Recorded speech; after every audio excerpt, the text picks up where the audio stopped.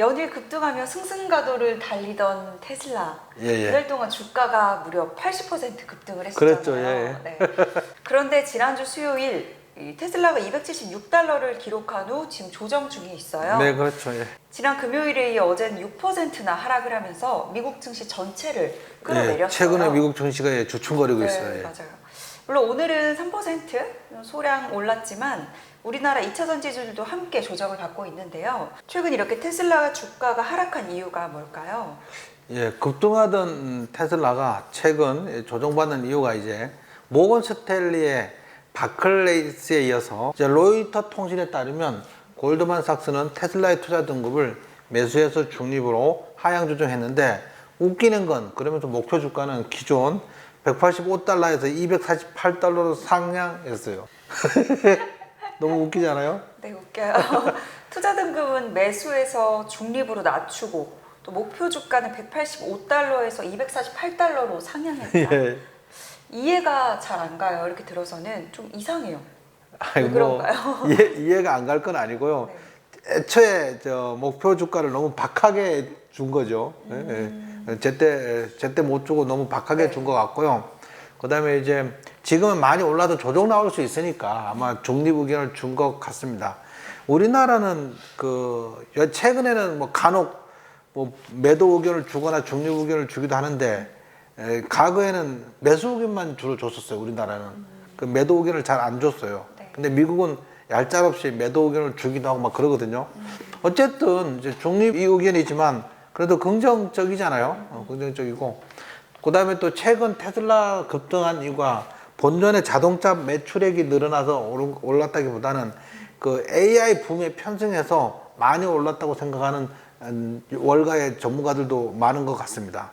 그래서 아마 조정이 좀 필요하다고 생각하나 봐요. 네. 그럼 얼마나 조정받고 테슬라는 언제쯤 대체 반등할 수 있을까요? 일단 최근 테슬라 조정은 테슬라만의 문제라기보다는 뉴욕 증시 전체가 이제 6월 FOMC가 금리 동결됐잖아요. 네. 그 다음에 7월 FOMC에서는 금리 인상 가능성이 78%가 넘는다고 하거든요. 아무래도 금리가 오를 거라고 생각을 하면 이제 금리에 민감한 빅테크가 중심인 나스닥 증시는 좀 지지부진할 수밖에 없어요. 그래서 아마 7월 FOMC 회의 때까지 그 나스닥 증시는 좀 조정을 받을 것 같고요. 그럼 나스닥 종목의 대부분을 차지하고 있는 게 이제 애플, 마이크로소프트, 뭐 엔비디아, 테슬라 뭐 이런 것들이잖아요. 이런 것들 역시 금리에 민감하니까 핑계점 좀 쉬어갈 것 같습니다. 사실은 100달러 부근에서 지금 240달러까지 올라왔으니까 140% 오른 거거든요. 네, 네. 좀 쉬어가는 게 나쁘진 않을 것 같습니다. 네. 그럼 원장님 말씀에 의하면 이 테슬라만의 문제라기보다는 시장 전체적으로 조정을 받은 구간인데 네. 그동안 가장 많이 올랐던 테슬라가 고평가 논란이 일면서 이번 조정을 이렇게 리드를 하는 거네요. 네. 네. 그런 이유라면 7월 FOMC 회의 때까지는 약세가 예상되지 않을까요? 네, 맞아요. 미국 증시 전체가 이제 7월 FOMC 회의 때까지 조정받을 분위기면 이제 테슬라 급등에 그동안 참았던 애널리스트들이 일제히 막 고평가 논란을 짚히고 있고 거기다가 공매도 세력이 이제 막 또 막 나쁜 뉴스를 막 부채질하고 있겠죠. 뭐 그래서 뭐 조정 받기를 막 비는 사람들도 많을 것 같긴 하고요. 그다음에 제가 지난주 토요일 날 통합시장 시간에 우리 증시가 한동안 조정받을 수도 있다. 뉴욕 증시도 조정받을 수 있고 테슬라 역시도 한동안 조정받을 수 있으니까 조심하라고 말씀을 드렸었어요. 그다음에 이제 시장은 이번 기술주 조정을 좀 건강한 조정으로 보는 시각도 있습니다. 단기간에 급등한 증시는 일정 기간 가격 조정, 즉 가격이 떨어지는 게 가격 조정, 가격이 떨어지지 않고 횡보하는 경우를 이제 기간 조정이라고 하거든요. 이제 가격 조정과 기간 조정을 거치면서 손바뀜이 일어나면 다시 상승한 에너지를 충전할 겁니다. 여기서 손바뀜은 주가가 단기간에 많이 올랐잖아요. 그 수익 난 사람 숫자가 많이 있는 거잖아요. 네. 그렇겠죠. 네. 그 손바뀜은 가격이 내려가든 횡보하든 팔기 시작할 거란 말이에요. 수익 난 사람들이. 그러면 조정을 거치면서 수익 난 사람 숫자가 줄어들고 새로 산 사람 숫자가 늘어나는 거예요. 그러면 매물 압박이 줄어들겠죠. 수익 난 사람이 많이 팔았으니까 횡보하거나 하락하면서 그러면 이제 상승할 때 매물 압박이 작으니까 조그만 이슈에도 많이 상승할 수 있거든요. 이걸 이제 손바뀜이 일어났다 이렇게 표현하는 거예요. 예. 네.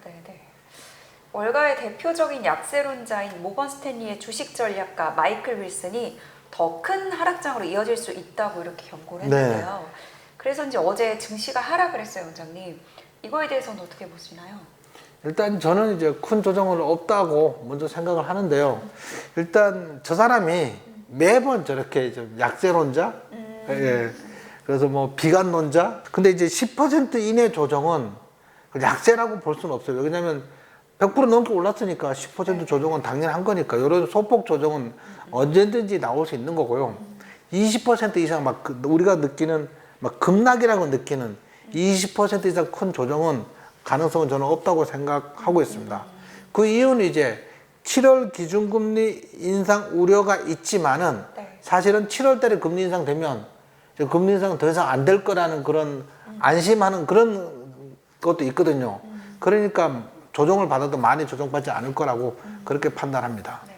한동안 공격적 매수보다는 좀 일부 차익 실현을 하면서 반등을 기다리는 보수적 대응이 필요할 것 같네요. 네, 맞습니다. 구독, 좋아요는 사랑입니다.